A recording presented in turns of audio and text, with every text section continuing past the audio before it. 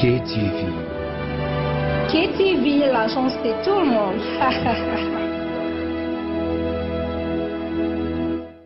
Shalom, peuple de Dieu, partout dans le monde que vous êtes. Seigneur vous bénisse.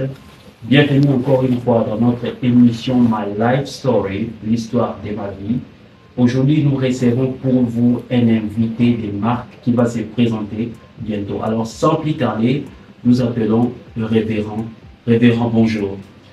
Oui, bonjour. Comment vous allez? Je me sens très très bien. D'accord, révérend. Afin que les frères et sœurs qui nous suivent puissent connaître qui vous êtes, pouvez-vous un peu dire un mot? Ok, merci beaucoup pour la parole. Moi, c'est le frère Jean-Pierre Mbaroukou. Je suis pasteur à Metanoia Tabernacle à Kinshasa. D'accord. Révérend est très humble. Alors, révérend, comme c'est My Life Story, c'est l'histoire de ta vie aujourd'hui, nous avons discuté.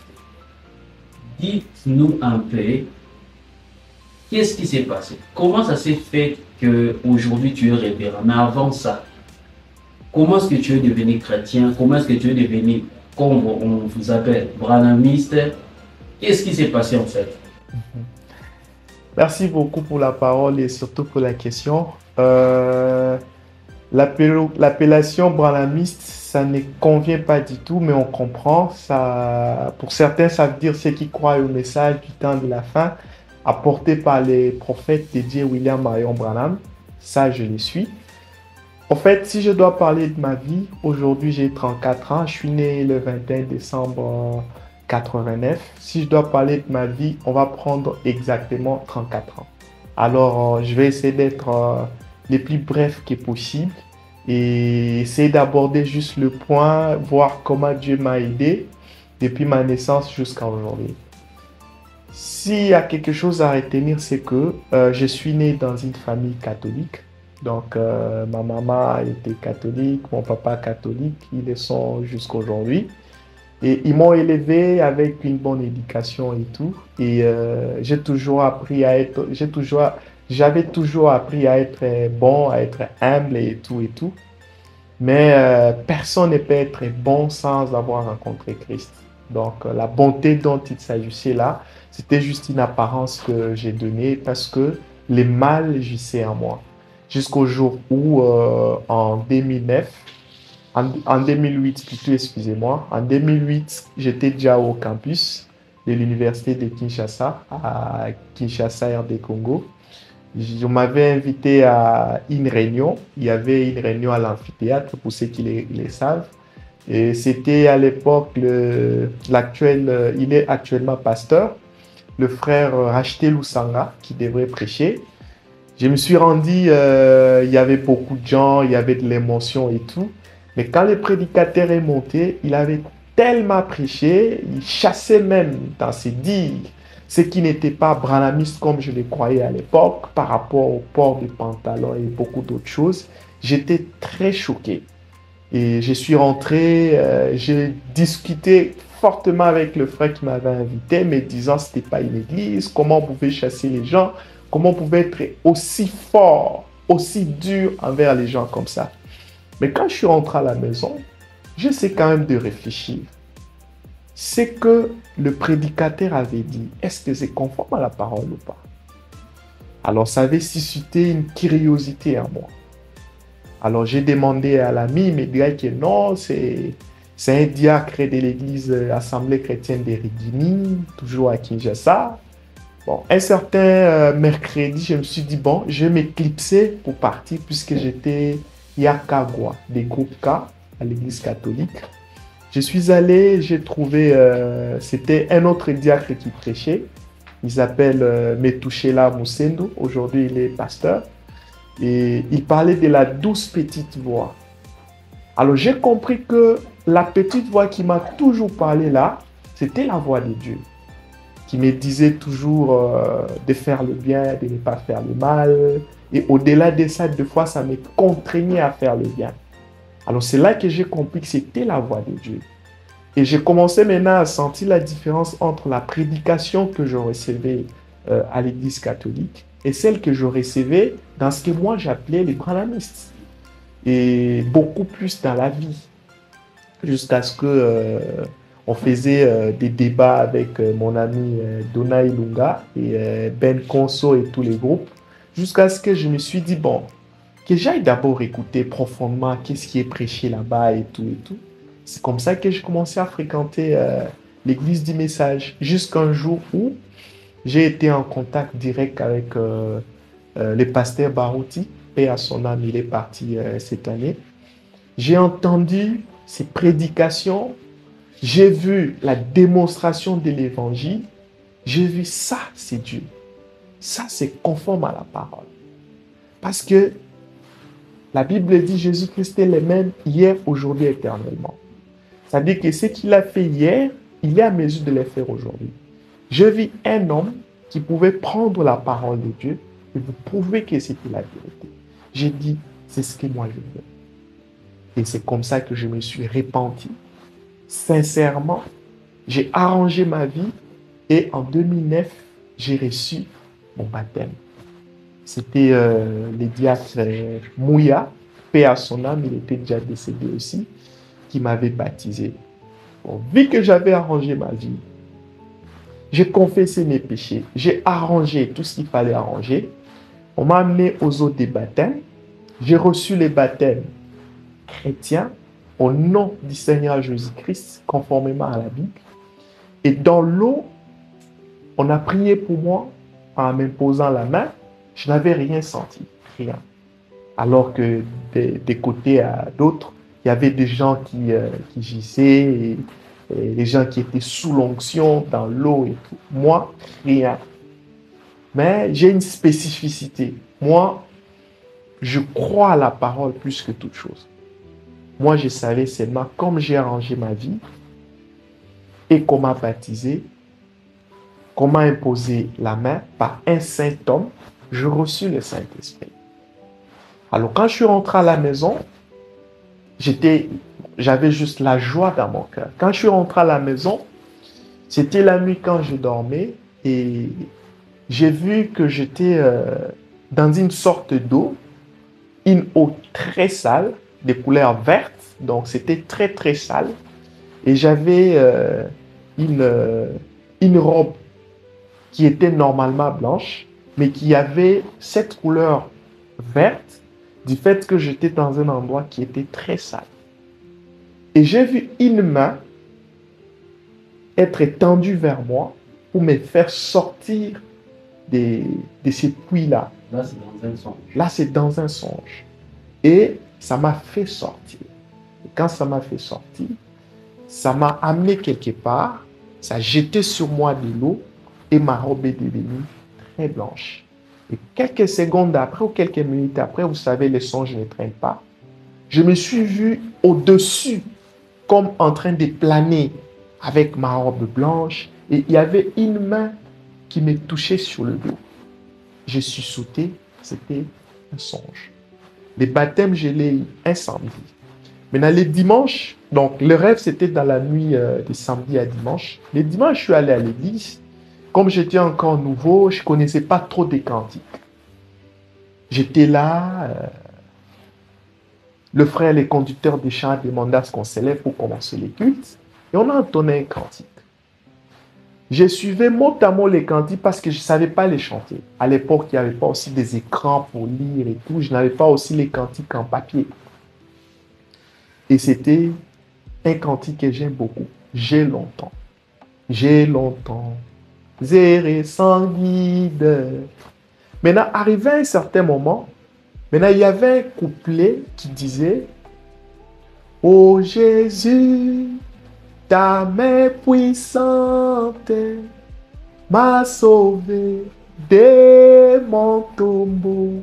Oh, éticon. » Donc, c'est quand j'ai entendu ces cantiques que le rêve est revenu sur moi, que j'ai compris que la main là, c'était la main de Jésus, qui m'a sorti de mon tombeau, des eaux isées, des eaux vertes, des eaux sales, qui m'a nettoyé et qui m'a pas seulement nettoyé, et qui m'a rempli de son esprit. Et c'est là que je fais mon expérience. Le reste là, je ne savais pas ce qui s'était passé parce que j'étais déjà sous l'onction.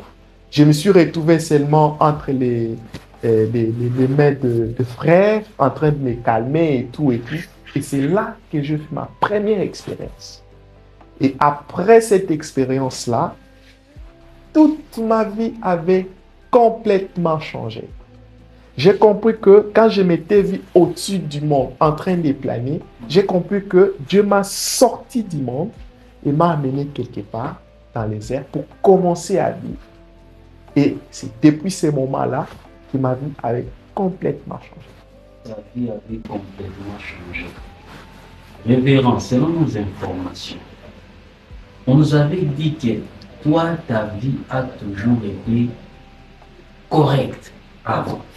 Même quand tu étais dans les catholiques, on dit que tu vivais une vie là très correcte déjà. Alors quand tu parles de ta vie a changé, qu'est-ce qui a changé en réalité? Merci pour cette précision. En fait, je suis né comme ça, c'était une grâce. Je suis un homme de principe. C'est vrai, j'ai toujours fait l'effort d'être correct, d'être droit. Et le Seigneur m'a aidé à l'être. Mais un homme ne peut jamais être mentalement correct sans avoir rencontré le Seigneur Jésus. Mon prophète en parle et l'apôtre Paul aussi en dit. Donc, quelqu'un qui n'a pas le Saint-Esprit, il n'est pas différent d'un animal. Autrement dit, je n'étais jamais été confronté à une situation qui sollicitait mon intérieur. Il y a des choses que je pouvais faire, peut-être en cachette. Bon, je n'ai jamais eu la vie des femmes, impudicité, ça non. Mais il y a d'autres choses que je faisais qui n'étaient pas conformes à la parole. En plus de cela, il y a l'apôtre Paul, quand il donnait des recommandations à Timothée, il lui a dit, tu es jeune, mais fuis les passions de la jeunesse.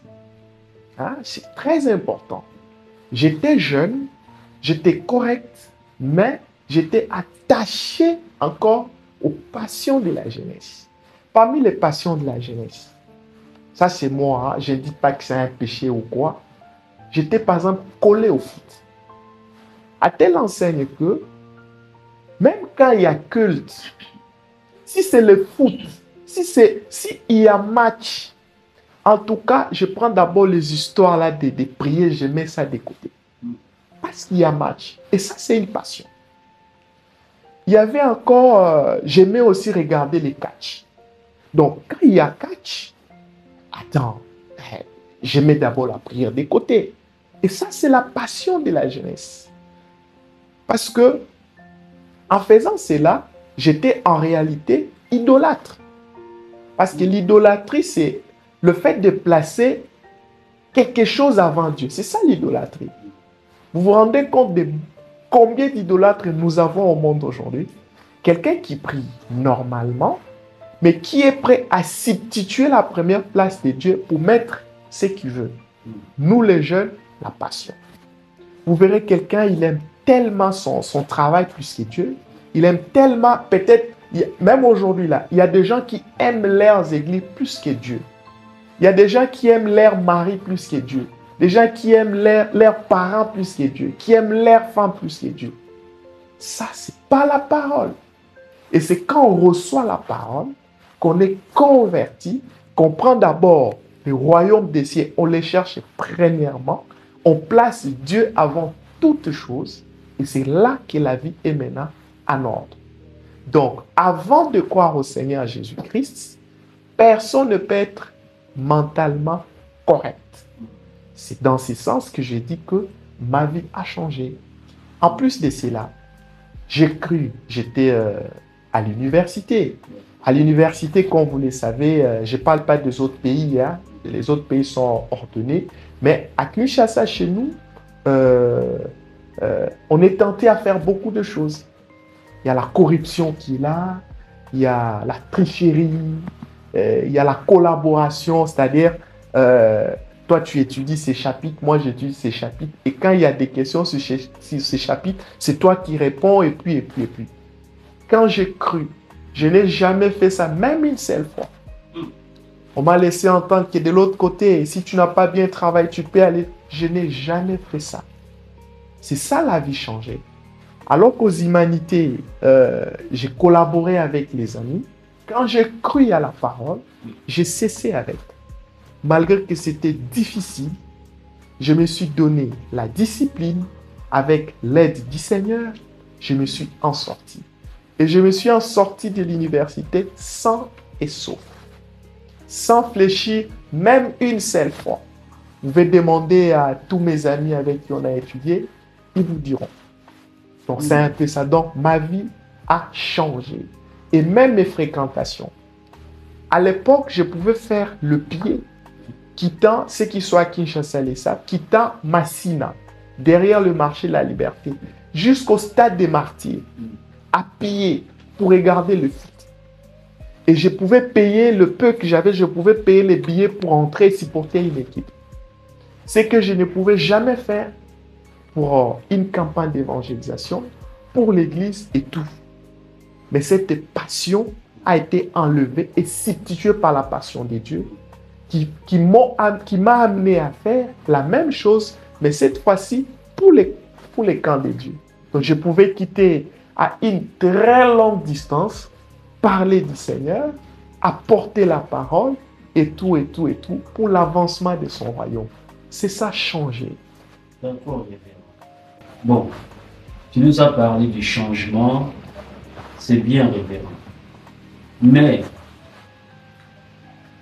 toujours dans la Bible, on nous parle des signes qui vont accompagner ceux qui auront cru. Alors, si réellement tu avais changé comme tu as dit, et tu avais cru, tu as les baptêmes, tu as parlé d'une expérience là, c'est une très bonne expérience, vraiment spirituelle. Mais quels sont les signes là qui t'ont accompagné pour prouver réellement que toi, tu avais cru alors que quand tu étais dans les catholiques, tu n'avais pas ça? Mon frère, c'est une très très bonne question et la question est très pertinente. Tu sais, la Bible est la vérité. La Bible ne ment pas. Quand la Bible dit, voici les signes ou les miracles qui accompagneront ceux qui auront cru, c'est la vérité. Moi, j'ai cru et après avoir cru, j'ai reçu le Seigneur pleinement dans mon cœur, le Seigneur Jésus-Christ, j'ai cru et je ne suis pas resté oisif.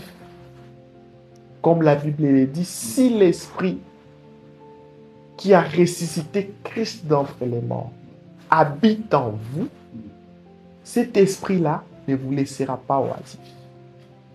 En termes de signes, des miracles, des prodiges, j'en ai vécu tellement beaucoup que je ne saurais peut-être pas tout dire. Je pourrais peut-être épingler certains témoignages qui sont vérifiables. Donc, ce sont de personnes, je ne sais pas si je peux citer les noms, je peux citer les noms des personnes auprès desquelles vous pouvez vérifier pour vous rendre compte que ce que j'ai dit, premièrement, c'est la vérité et deuxièmement, c'est l'accomplissement de la parole qui dit que voici les signes qui accompagneront ceux qui auront cru. Que je commence par quoi? Par la transformation des vies ou n'importe quelle, quelle expérience. La première des choses, notre Seigneur Jésus-Christ parlait à la nature et la nature l'écoutait. Il pouvait parler au vent, il pouvait parler à la mer, il pouvait parler à beaucoup de choses et ça pouvait l'écouter. Ça, c'est la nature. Et Dieu m'avait fait grâce, moi aussi, je crois en 2010 ou 2011, mes deux jeunes sœurs étaient à l'église. Elles étaient encore toutes petites. Moi, j'étais déjà à la maison. Je ne savais pas qu'elles étaient parties à l'église. Mon grand frère me demandera, mais les deux jeunes sœurs là, elles sont où? On t'a toujours conseillé de les amener à l'église à côté. Ici, toi, tu veux seulement ton église là, c'est très loin. Maintenant, elles sont où? La pluie approche. Je regarde de l'autre côté, la pluie approche. Mais c'est de l'autre côté que mes deux jeunes sœurs devraient rentrer. On m'a mis tellement du bruit que je ne savais plus quoi faire parce que je savais qu'elles n'avaient pas l'argent du transport. Et là où nous étions, si la pluie commençait, ça devait être difficile pour elles. Elles étaient que petites.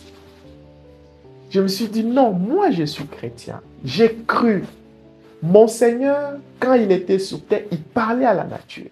Donc moi, je peux parler aussi à la nature. J'ai regardé la pluie alors qu'elle venait. J'ai dit, pluie, je sais que tu as été formé par la parole. Je sais que la parole, c'est une pensée exprimée. Et cette pensée-là, c'est la pensée de Dieu.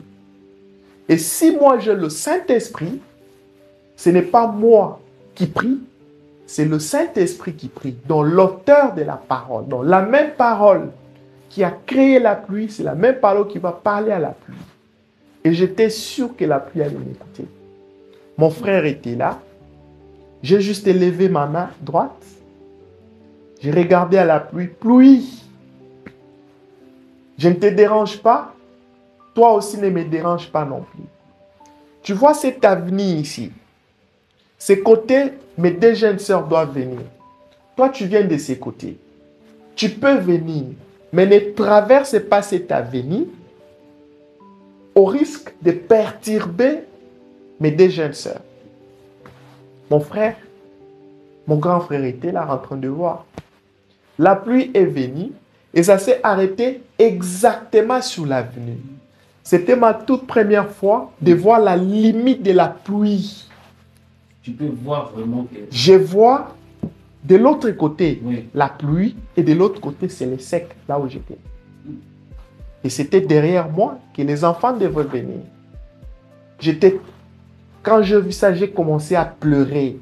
J'ai dit, oh Seigneur, quel privilège j'ai de parler à la pluie et de la pluie m'écoute. À peu près 10 à 15 minutes, j'étais là. J'ai dit, sinon, si tu veux passer, tu vas me mouiller là. Sinon, je suis là. Jusqu'à ce que mes deux sœurs arriveront ici à la parcelle. 10 ou 15 minutes après, voilà mes deux sœurs sont arrivées. Sec. Juste quand elles sont entrées dans la maison et la pluie est passée. Tu peux t'imaginer la joie. Ça, c'est une expérience. Ça, depuis ce jour-là, j'ai compris que je pouvais parler à la nature. Alors j'ai commencé à jouer avec la pluie. Excusez-moi de les... J'ai commencé à jouer avec la pluie. Je pouvais être à la maison, je sais que je vais sortir à 15h, il est 13h, il y a la pluie. J'ai dit à la pluie, bon, pluie, écoute, je dois sortir à 16h. Déjà à 15h30, il faut t'arrêter. Il faut faire tes bagages et puis partir. Et puis ça arrivait exactement. Donc ça s'est passé plusieurs fois. Fréquemment, ce n'était pas une seule fois. J'ai dit à Dieu, je ne veux pas que je puisse comprendre ça comme étant un hasard. Non. La Bible dit sur déposition de 2 ou 3 personnes. Alors moi aussi, je voulais que ça soit confirmé par 2, 3, 4 exemples. 2, 3, 4 témoignages. Ouais. Et ça s'est fait exactement. Ça, c'est par rapport à la nature. Par rapport aux choses, les ordinateurs, les téléphones, ce sont les humains qui les ont fabriqués. Ici, je parle de l'expérience et du témoignage de la sœur Suzy Ekodi. C'est une banquière en RDC. Elle est chef d'agence dans une banque en RDC. Elle était en terminale. Elle était encore étudiante.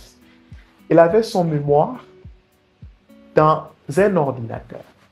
Je pense dans 2-3 jours, il devait imprimer pour amener à son directeur pour correction afin qu'il introduise pour préparer sa défense. À 2 jours, l'ordinateur a connu un problème. Comme toute personne, les bons réflexes, c'est quoi? Elle a amené chez un technicien, chez un réparateur. Le réparateur a essayé, il a essayé. Apparemment, le réparateur a encore bien détruit ça. Elle a essayé, pas moyen. Qu'est-ce qu'il faut faire? Les documents ne se trouvent que dans cet ordinateur-là. Dieu est grand.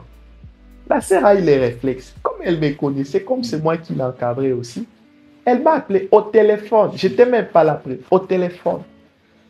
Frère JP, je suis dans l'urgence. J'ai dit, oui, ma soeur, je suis au campus, donc dis-moi, je vais intervenir. Elle me dit, oh non, c'est pas... écoute d'abord ma requête. C'est quoi la requête? Oh non, mon ordinateur est foutu. Alors, mon travail, mon mémoire ne se trouve que dans cet ordinateur. Je dois récupérer ça. J'ai dit, mais amène chez les réparateurs. Il dit, je viens de récupérer chez, je ne sais pas, 2 ou 3 réparateurs. Ça ne marche pas. Je dis, maintenant, qu'est-ce que tu vois? Il dit, dis seulement une chose, que la machine s'ouvre. Mon frère, il faut savoir sur quoi tu te tiens pour prier. Hein? Sinon, tu vas croire comme si on est en train de te tenter, quoi. Hein? Parce que comment on peut te poser ce genre de cas? J'ai dit, ma soeur, le fait que tu m'as appelé, c'est que tu as confiance en moi. Éteins ton...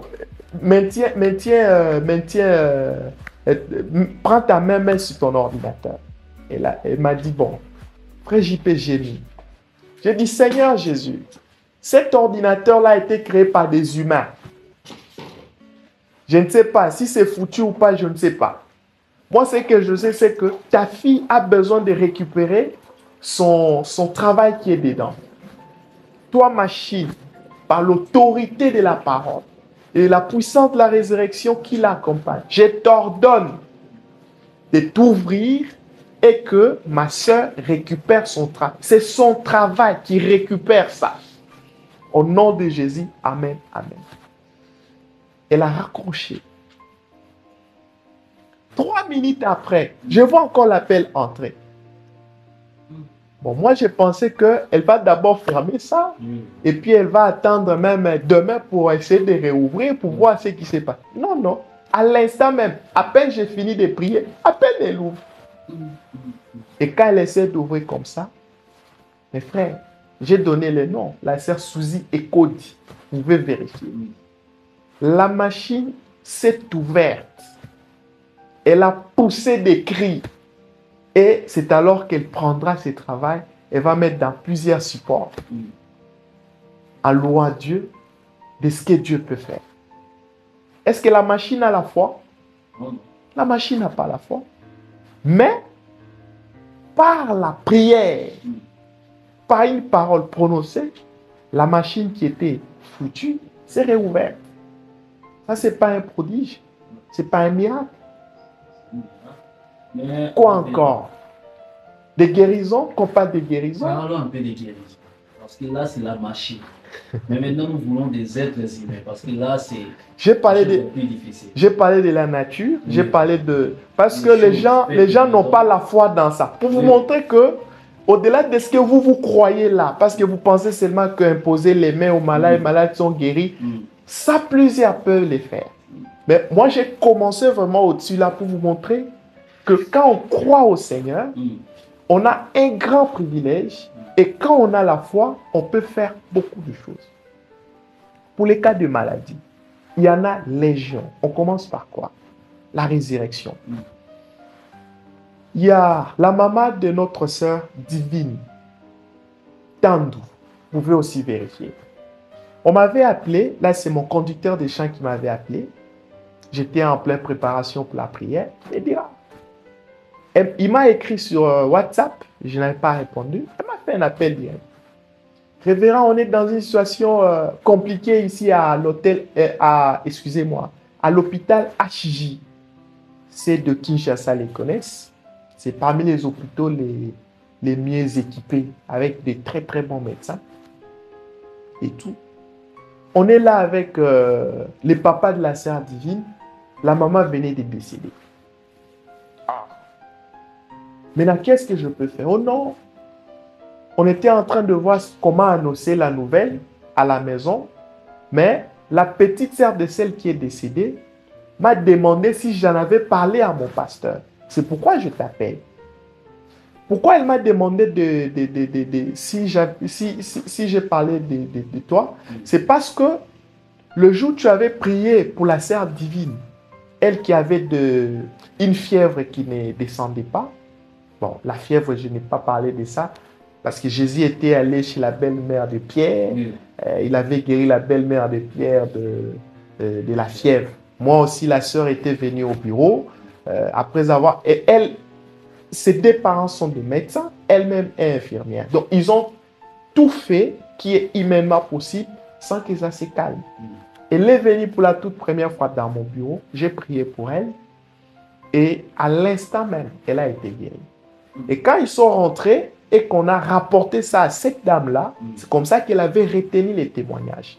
Et alors, elle demandera à mon conducteur de chant, est-ce que tu en as parlé à ton pasteur? C'est vrai, on va pleurer, mais est-ce que tu en as parlé? C'est comme ça qu'il m'a appelé. J'ai dit, ok, prions. Précieux Seigneur Jésus, toi, tu as ressuscité Lazare. Lazare avait fait 4 jours. Mais la maman venait de décéder il y a 2 heures. Tu peux faire quelque chose. Moi, je t'ai pris qu'elle revienne à la vie. On m'a donné son nom. J'ai appelé. Et puis, j'ai dit, bon, j'ai prié. Le reste, c'est l'affaire de Dieu. Le frère a dit à son mari, c'est-à-dire le papa de la sœur divine, le mari de celle qui était décédée, que le pasteur a prié. Le mari a dit, bon, comme le pasteur a prié, je rentre encore, je vais demander encore à mes collègues médecins de me donner l'accès. Là, tu avais prié physiquement. Au téléphone, s'il vous plaît. On avait mis le téléphone dans le corps là. Même pas. Le corps, il est mort, il ne va pas entendre. Ce qu'on utilise, c'est quoi? La main de l'Éternel n'est pas courte pour agir. Il n'y a pas de distance. Dieu est omniprésent. Donc, je peux lui parler ici. S'il s'agit de la situation de quelqu'un qui est dans des milliers de kilomètres, Dieu est là. C'est comme ça que moi, je conçois les choses. Et c'est comme ça que je vis. Donc, pour Dieu, il n'y a pas de distance. Où que tu sois. Il suffit seulement qu'on prie. Le problème, c'est établir la connexion. Si la connexion est là, c'est fini. C'est comme les Wi-Fi. Hein? C'est comme les Wi-Fi. Ou c'est comme quand on fait l'appel téléphonique. Il suffit seulement qu'on ait le correspondant au bout du fil. C'est fini. Vous pouvez converser comme si vous étiez à côté. C'est la même chose que Dieu fait. Son mari est allé, il a demandé. Ses collègues lui ont dit, mais écoute, tu vois, non, s'il vous plaît. Il est allé, il a commencé à bouger sa femme. Ma femme, le pasteur a prié. Je crois que tu dois te réveiller. Ouf. La maman a soufflé. Et le papa poussait un grand cri. Et les autres médecins sont venus rapidement. Ils ont repris les réanimations. Alors qu'ils avaient réanimé jusqu'à se fatiguer, ça faisait 2 heures. Voilà, ça c'est la résurrection. Pour les autres maladies, n'en parlons pas. Il y a le frère Dominique. Le frère Dominique, il est aussi connu, c'est un ingénieur de son. Il était venu, j'étais allé voir un frère, je l'ai trouvé là-bas chez le frère. Il avait la varicelle. Comme vous le savez, la varicelle, ça gonfle partout là. Et les gens ne voulaient même pas s'approcher de lui parce que c'est contagieux. On m'a dit, mais il y a un cas là. Tout ça dit, bon, ok, je vais prier. Je lui ai imposé les mains parce que je n'ai pas peur de ça. Je lui ai imposé les mains. J'ai demandé à ce qu'il soit guéri. Au nom de Jésus, amen, amen. Le jour suivant, on m'a rapporté qu'il a été complètement guéri. Quand tu souffres de la varicelle, généralement, après que tu sois guéri, tu restes avec des taches. Mais lui, toutes les taches étaient disparues. Comme s'il n'a jamais souffert de ça. Pour votre information, depuis ce jour-là, ses frères est collé sévèrement. Donc, si j'ai un besoin, c'est lui qui vient. En tout cas, en reconnaissance, c'est ça. Ce n'est pas moi qui ai fait. J'ai juste demandé au Seigneur Jésus-Christ de le faire. Il y a beaucoup d'autres cas. Un jour, c'est quelqu'un qui était tombé, il était monté sur un arbre pour cueillir les mangues. Il est tombé de cet arbre-là jusqu'en bas et il a eu une hémorragie interne. On l'a pris, on l'a amené à un grand hôpital qu'on appelle Monkole, à Kinshasa. Ils ont regardé, ils ont dit non, c'est l'hémorragie interne et qu'on devrait soigner rapidement aux cliniques universitaires. On l'a transféré. Et quand on l'a transféré, sa maman est venue chez nous à la maison. À l'époque, je n'étais pas encore marié, j'étais encore chez mes parents, en train de pleurer. Et moi, je n'étais pas là. Moi, j'étais au campus, non loin des cliniques universitaires. C'est ma petite soeur qui m'appellera. Grand frère, il y a une maman qui pleure ici et tout, à cause de son enfant. On l'a amenée aux cliniques universitaires dans les urgences et tout. Maintenant, nous, on ne comprend pas. Toi, tu n'es pas médecin. Pourquoi elle est venue pleurer chez nous ici? Elle fait des bruits. Les gens pensent que c'est toi qui l'as, je ne sais pas, et tout, et tout. Mais quand on l'interroge, elle nous dit que non, elle te cherche pour que tu ailles prier. J'ai dit, bon, est-ce que je peux la voir? Elle dit oui. Je l'ai eu au téléphone. Elle me dira, papa, s'il te plaît, si tu peux passer prier. J'ai dit, il est où? Aux cliniques. Allons-y. J'ai pris mon frère Nathalie Gandé, il est à Montréal. Et la regrettée sœur Grace Chimenga, elle est déjà décédée, elle nous a précédés il y a longtemps. On est parti. Avant d'arriver, j'ai une vision que je suis entré dans la chambre, mais je n'ai pas prié dans la chambre. Après, j'ai vu, j'étais en train de prier sous l'arbre et j'avais tourné le dos à l'endroit où la personne était. Après, on est arrivé sur les lieux, on nous a fait entrer dans la chambre. Je cherchais maintenant à voir ce que j'ai vu en vision et ce qui devrait être fait.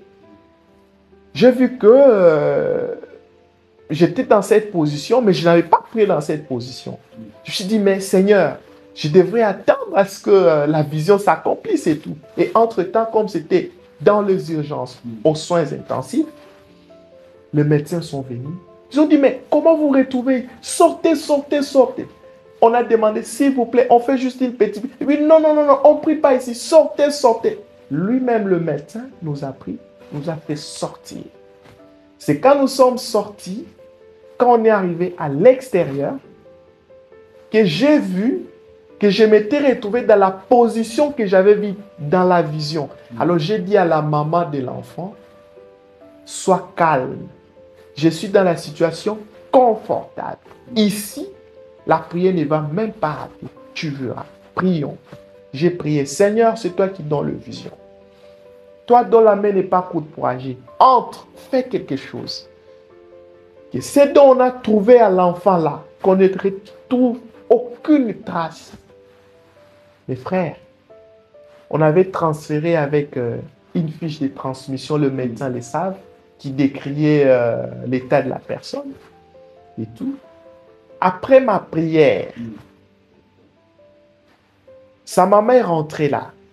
Ils ont attendu que les médecins viennent faire le constat. Les médecins ont fait le constat.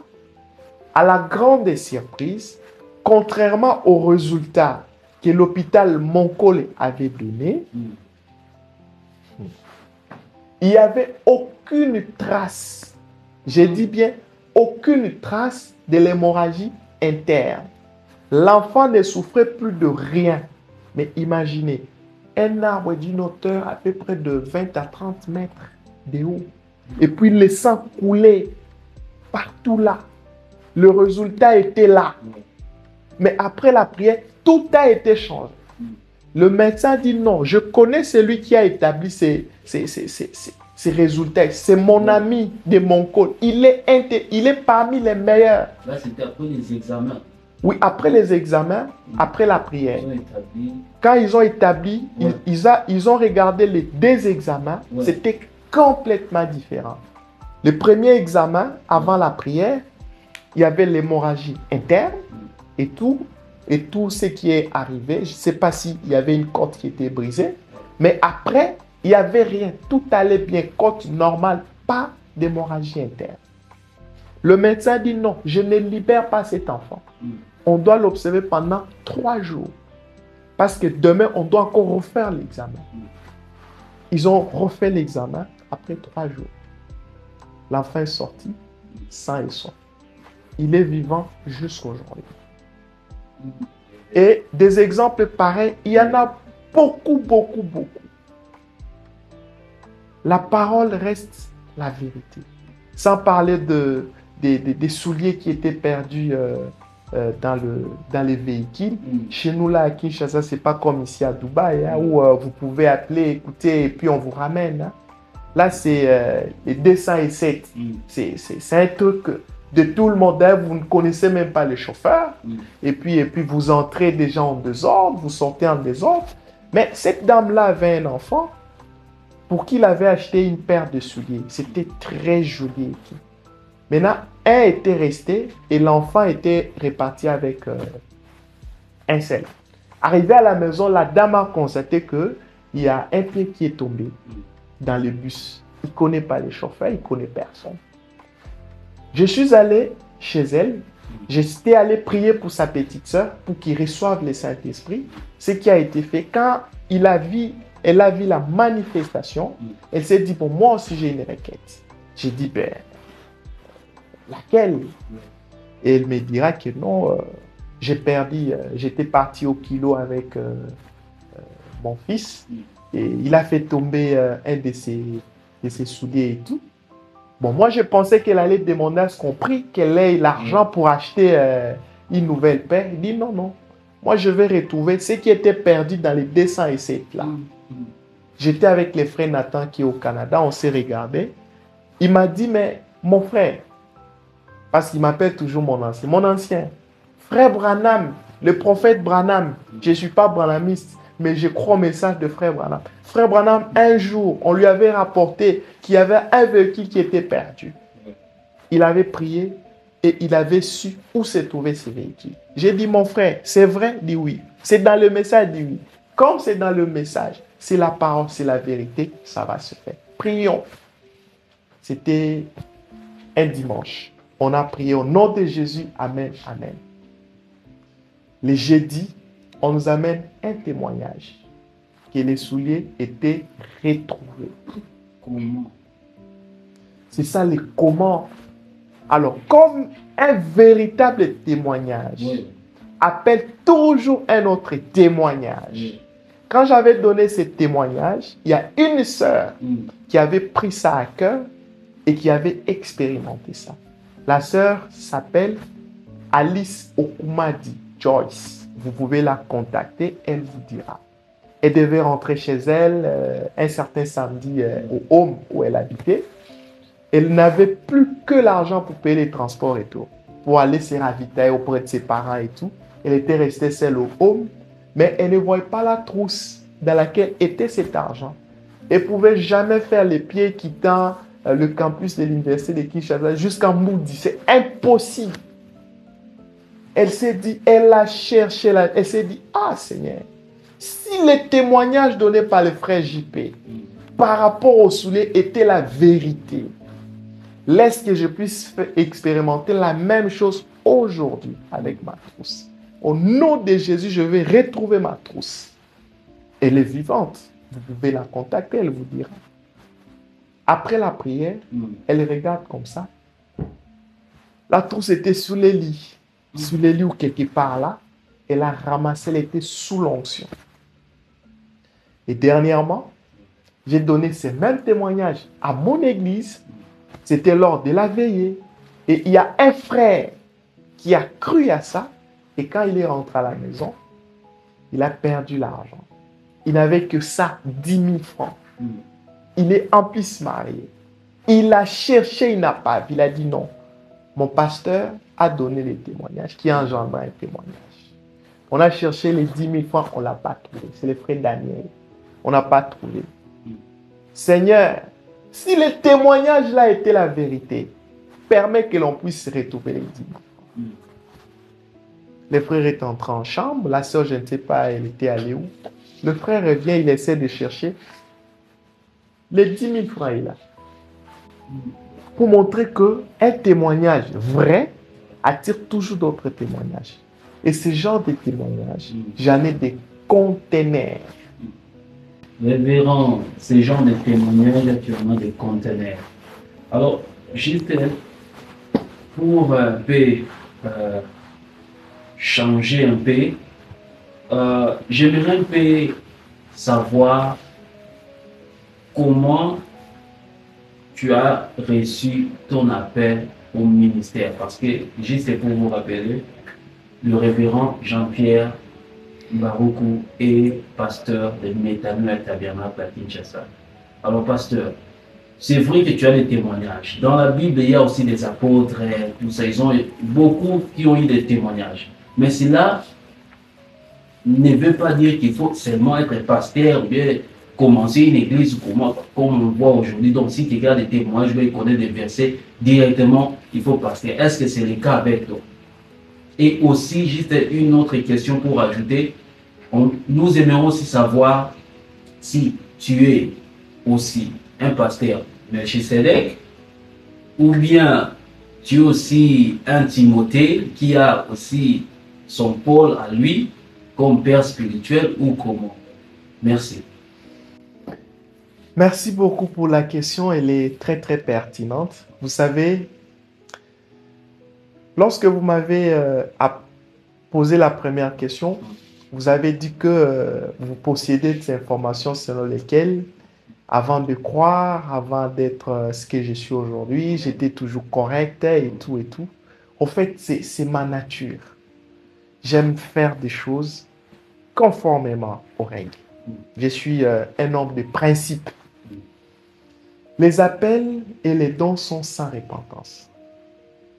L'appel à servir les seigneurs, je pense que je l'avais reçu depuis longtemps, même quand j'étais à l'église catholique, parce que je sentais en moi que je devais être prêtre, que j'avais quelque chose que Dieu avait placé en moi pour aider son peuple.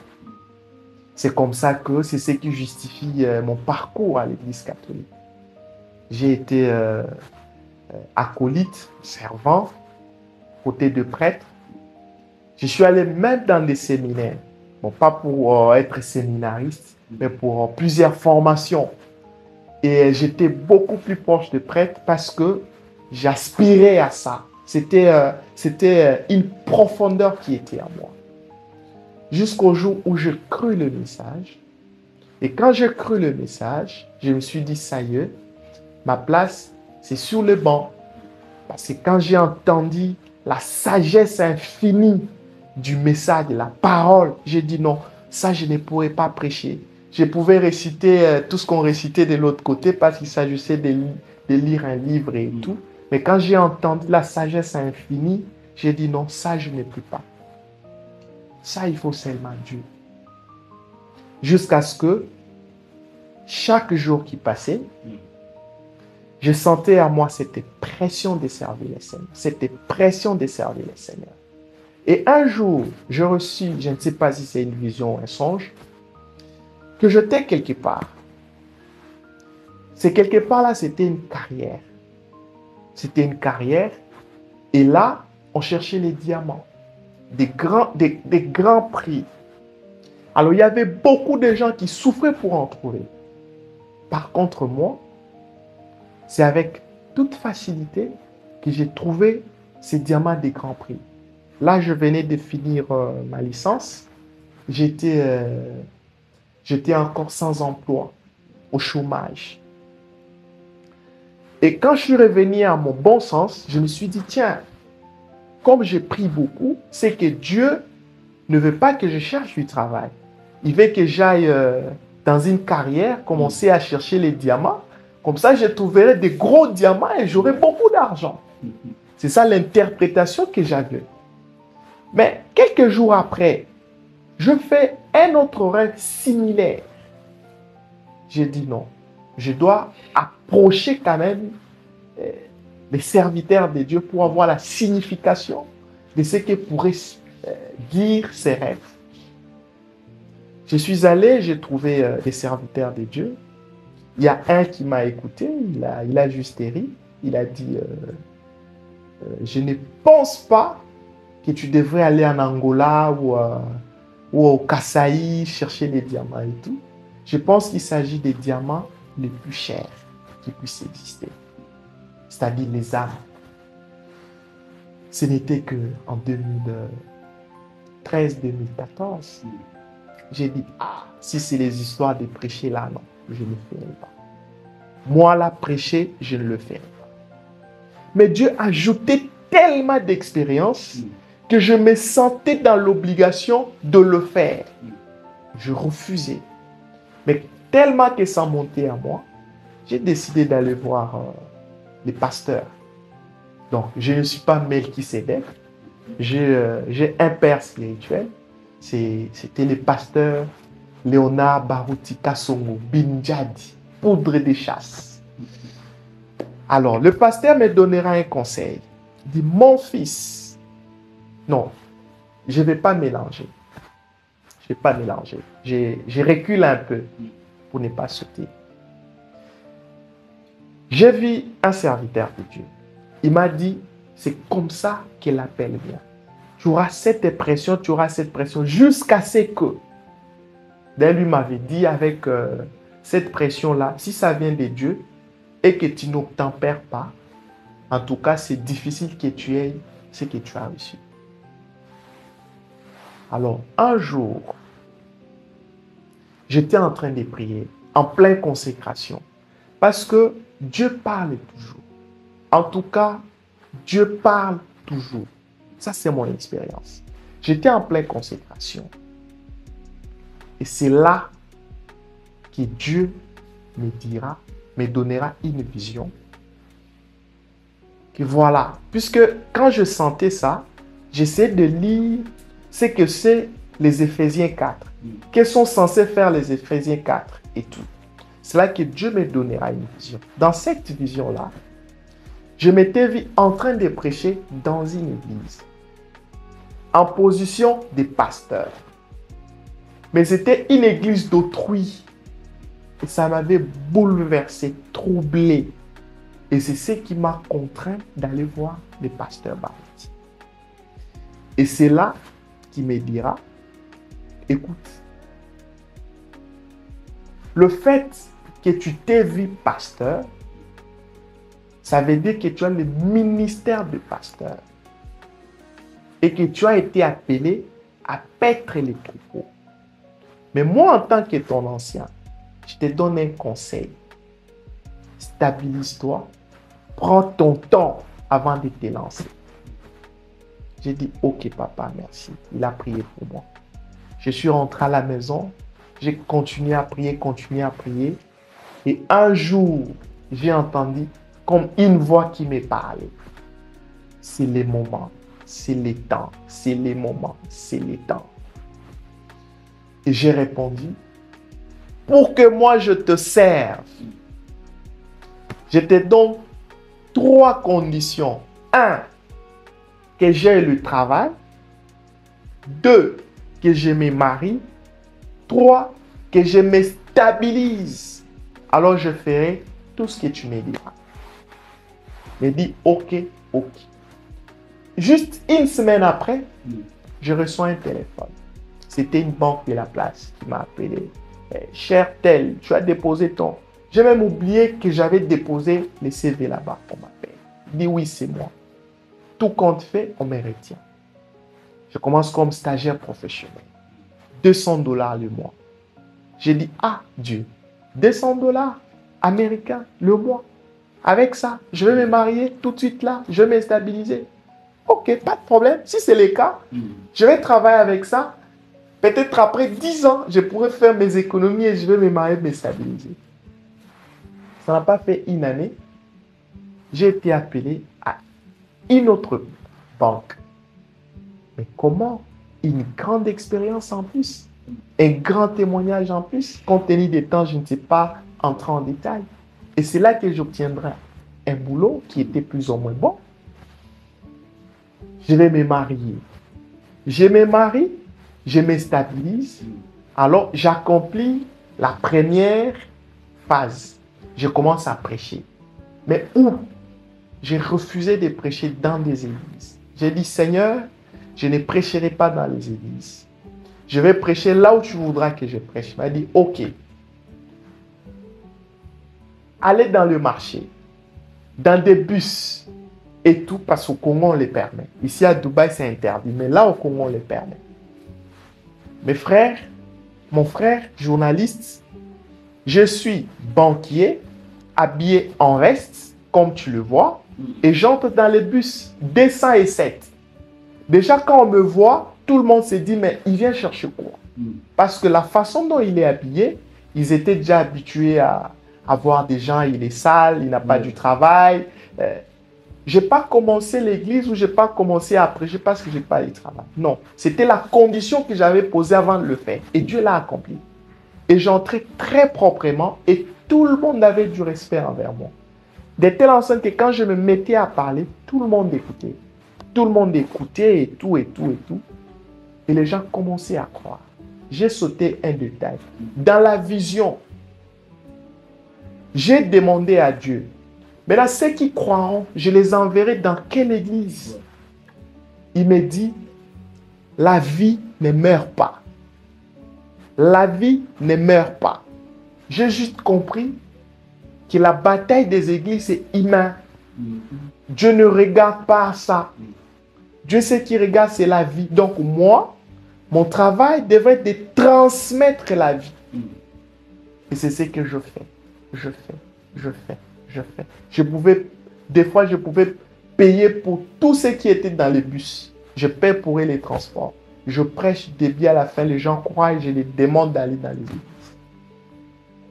Alors, quand je me suis stabilisé, Dieu maintenant m'attendait à ce que je commence une église. Et c'est là que je me suis référé à mon père, qui est le pasteur Barouti. Lui m'avait déféré chez les pasteurs associés. Et je verrai à tour de rôle le pasteur Carlos. On n'avait pas fini l'entretien. Je verrai encore le pasteur Mosendo Metouchela pour finir avec le pasteur Paul. C'est le pasteur Paul qui m'a vraiment encadré jusqu'à commencer l'œuvre. Et les jours, comment j'ai commencé? Quand j'ai senti que je devais le faire. Parce que je dois aussi vous le dire, pour n'avoir pas obéi au fait de commencer l'église, j'ai perdu 3 ans sans enfant. Là, tu étais déjà marié. J'étais déjà marié, stabilisé. Dieu avait déjà accompli sa part. Moi, j'ai traîné encore le pas. Il avait bloqué. Moi, je savais que c'était pour ça. Et le jour où je me suis repenti, j'ai dit à ma femme, c'est bon, ça va maintenant aller. Je vais commencer l'église. Et ce jour-là, quand j'ai pris la décision, on avait reçu de la visitation. La femme a conçu. Et quand la femme avait été déjà enceinte, c'est là que j'ai commencé maintenant à réunir les moyens. Je m'étais dit, bon, où est-ce que j'aurai tous les autres moyens? Dieu m'a envoyé quelqu'un. Comment j'étais là sur mon salon, quelqu'un venait me dire, frère, j'ai besoin d'emprunter de chez toi autant. J'ai dit non, moi je n'ai pas d'argent. Je sais que tu sais que je travaille à la banque, tu penses que j'ai l'argent. Je n'ai pas d'argent. Et parce qu'on parlait, le frère est entré en onction. Il a commencé à donner les messages. C'est moi Dieu qui est venu. L'église que tu veux commencer là, c'est mon église. D'ailleurs, tu t'es souci pour l'argent, pour la garantie et tout. C'est le frère qui va te donner. Il cite les noms du frère. Et c'est le frère lui-même qui cite son propre nom. Le frère qui prophétise. C'est Dieu qui parlait dans ce frère en prophétisant. Et il cite que c'est ce frère-là qui va me payer la garantie.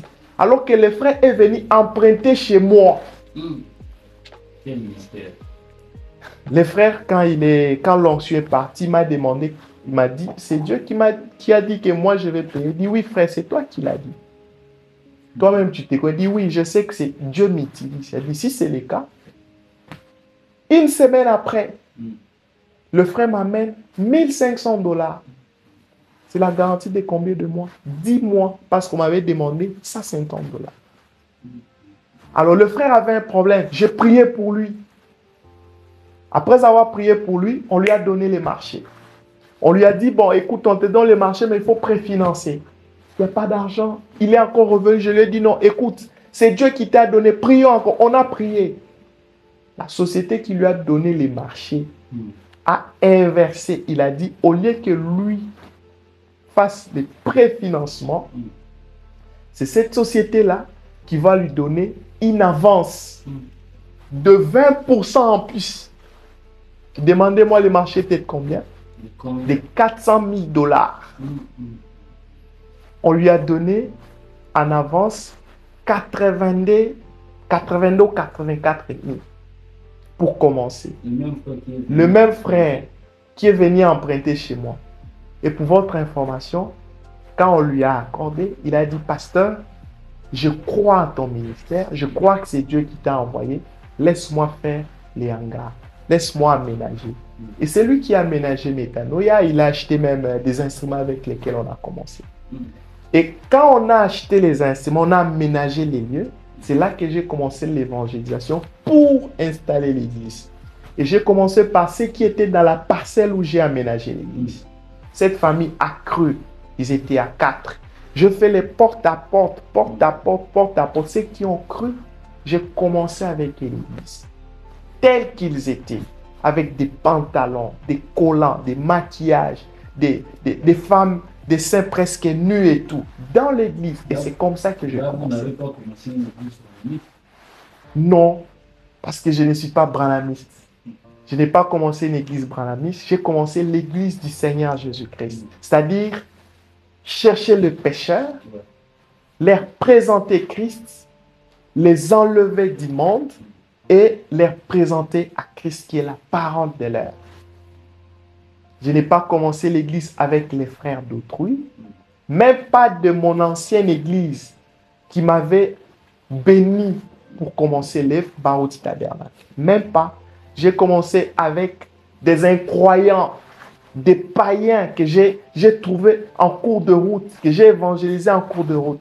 J'ai commencé les ABC. C'est quoi la religion? C'est quoi la Bible? C'est quoi la prière?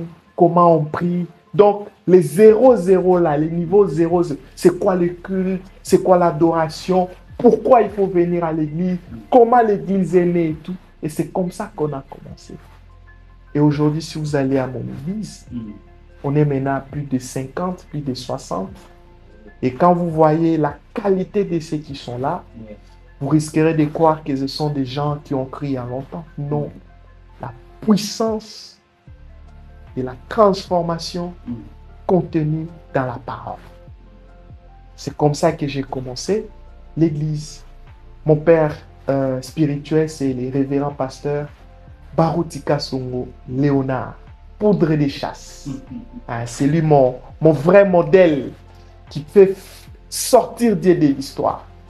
Oui, pasteur, tu as dit le révérend Baruti Kasongo, poudre des chasses. Et vous, pasteur, vous n'avez pas de surnom, comme on dit, le tonnerre, poudre des chasses, l'iciel, tout ça et tout. C'est quoi en fait ton surnom en fait? Mon frère, moi personnellement, je n'ai pas de surnom. Mais seulement, il y a deux frères qui m'appellent double portion. C'est pas qu'on m'appelle double portion pour rien, c'est parce que mon prénom est composé. Il y a Jean et il y a Pierre. Donc, ça suppose que j'ai la portion de Jean et j'ai la portion de Pierre. Pierre, c'était le symbole de la foi. Donc, quand on parle de la foi, l'icône de la foi dans le Nouveau Testament, c'est Pierre. Et Jean, c'est le symbole de l'amour. Donc, moi, je crois que j'ai l'amour parce que j'aime tout le monde. Je ne tiens pas compte des églises, ni des races. Même si mon père spirituel, c'est le pasteur Baruti Kasongo. Mais je suis en communion avec toutes les églises. Je suis au-dessus de tout ce qui s'est dit. Et je suis isolé dans mon camp. Donc, c'est la preuve de l'amour. Et je suis prêt à inviter n'importe qui à mon église. Et la foi, je ne pense pas que j'ai le don des guérisons, des miracles et tout. Mais j'exploite juste ma foi. Malgré tout ça, tout est possible à celui qui croit. C'est la parole de mon Seigneur. Il a dit, les cieux et la terre passeront, mais sa parole ne passera pas. Et moi, je crois à ça. Merci beaucoup, révérend. Merci vraiment. Nous vous remercions d'avoir honoré notre invitation. Vraiment, nous avons été bénis. Et je crois que toute personne qui suit cette émission est déjà bénie. Alors, juste pour finir un dernier mot. Et puis, vous allez aussi clôturer avec une prière. Pas seulement pour nous, mais pour tous ceux qui vont suivre l'émission même après. Merci beaucoup. C'est un grand honneur pour moi d'être invité dans cette grande émission. Je donnerai d'abord le conseil, surtout à vous les journalistes. En tout cas, je ne pouvais pas rater ça. Vous devez être les canaux de l'édification. Moi, si je suis discret, si je n'aime pas les caméras, c'est parce que j'estime que la plupart des journalistes, vous n'êtes pas là pour l'édification. Vous cherchez des émissions pour savoir qui a fait quoi, parce que vous avez besoin de beaucoup de vues, vous avez besoin que plusieurs personnes qui cherchent des problèmes des gens vous suivent, alors que ça n'édifie pas. Par contre, ça jette l'opprobre sur Christ. Je vous conseillerais de ne pas entrer sur ces thèmes-là. Restez avec l'édification, avec les questions que vous m'avez posées. Je pense que s'il y a seulement même un seul enfant de Dieu qui est édifié, tu auras une grande récompense au ciel, qui est 1 million de vues, parce que tu as diffusé quelque chose qui a choper les enfants de Dieu.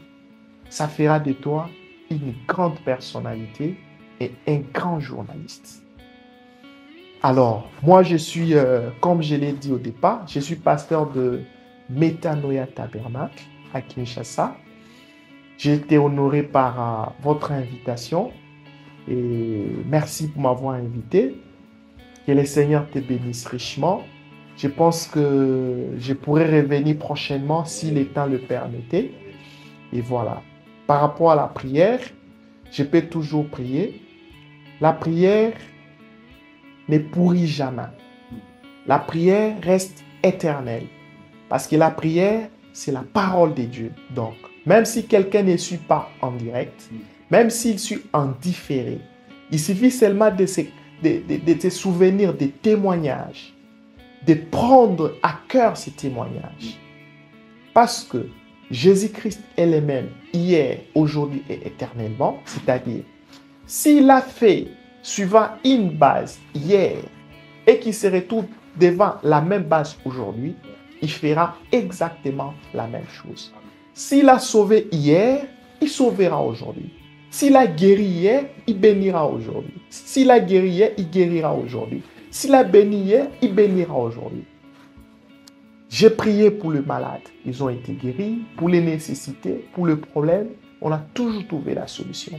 Je pense que aujourd'hui, c'est le tour de ceux qui me suivent. Et je pense que s'ils mettent leur foi, ce n'est pas moi qui vais accomplir. Je suis juste un vase par lequel le Seigneur peut passer pour te faire du bien. Ouvre simplement ton cœur, écoute la prière, crois la prière et tu verras que ce que tu demanderas s'accomplira. Si on peut prier.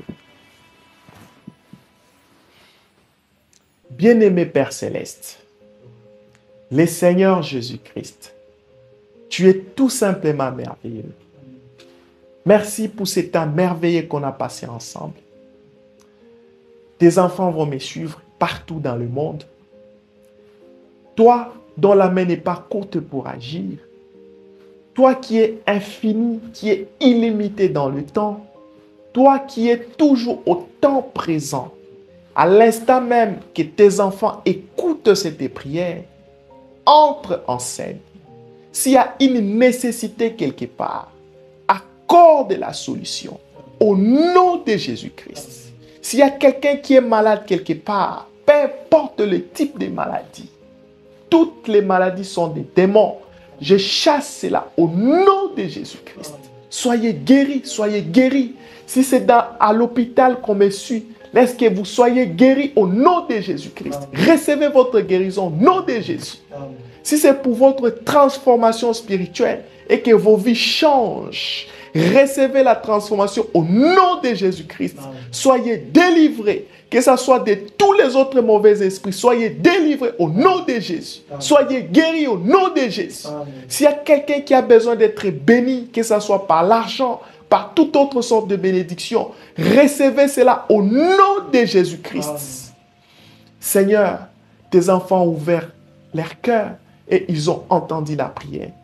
Toi, tu es le secours qui ne manque jamais en cas de besoin. Tu es celui qui ne manque jamais à aucun de tes rendez-vous. Tu es celui qui a fait la promesse et celui qui a fait la promesse est fidèle. Tu es fidèle à tes promesses. Tu es fidèle à ta parole. Tu as dit que si nous prions, tu l'accorderas. Oui, Seigneur, accorde au nom de Jésus. S'il y a des ceux-là qui ont besoin de visas, accorde au nom de Jésus. S'il y a des ceux-là qui ont besoin de cartes de résidence permanente ou de nationalité, accorde au nom de Jésus. Seigneur, tu es celui qui sonde le rein et le cœur. Tu connais les désirs profonds de tes enfants. Laisse que tu puisses les accorder au nom de Jésus-Christ.